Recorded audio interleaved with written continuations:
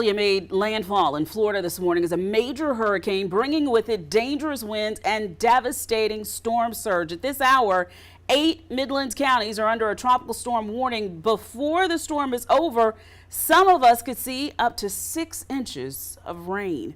Good evening, and thank you so much for joining us for Friends at 5. I'm Darcy Strickland.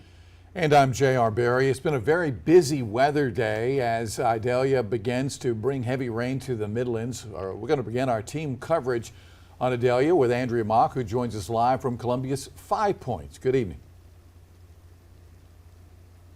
Good evening, guys. That's right. Darcy was just talking about perhaps us getting 6 inches of rain here in the Midlands. Some forecasts show even a little bit more than that. So folks in 5 Points weren't taking that lightly, and you can see the streets are pretty much empty tonight. We'll talk about that a little bit more in just a moment, but first we want to send things right over to our weather center and Chief Meteorologist Efren Afonte. And Efren, compared to what you and I have both seen and the pictures coming out of the Tampa area and the Big Bend area of Florida today, it seems like so far in this storm we're getting off pretty easy. Yeah, there's no way that you can sugarcoat that, because that area of Florida from the Big Bend all the way to Tampa St. Pete have been clobbered and still do. Meanwhile, now Tropical Storm Idalia, winds are now down to 70 miles an hour. It's moving very quickly to the northeast at 21. It's about 40 miles west as the crow flies from Savannah.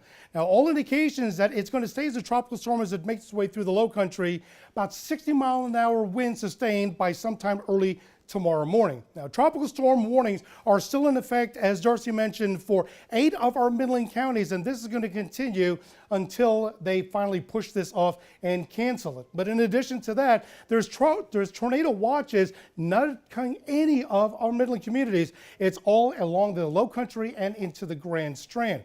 Now, for what it's worth, where Andrea is, it's 75 degrees, very humid, and it's still raining. But that's not the only place. It has been raining cats and dogs for the last several hours all throughout the Midlands, and this is going to continue for some time. Our meteorologist, Aaron Walker, has more on. Aaron, this is going to be something that's going to take a while to get rid of. Yes, Efren, you are right about that, because the bulk of today's rain really is yet to come. Here we're taking a look at how much rain we've accumulated so far, and we're seeing about 1.5 inches to 2.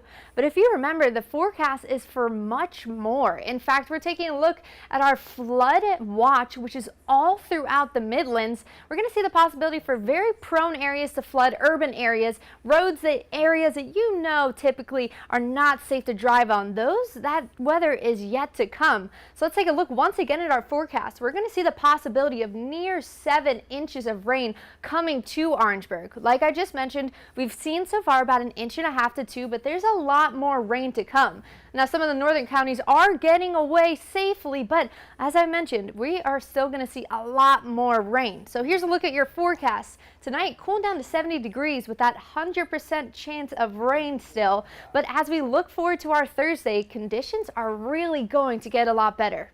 Efren and I will talk more about that coming up.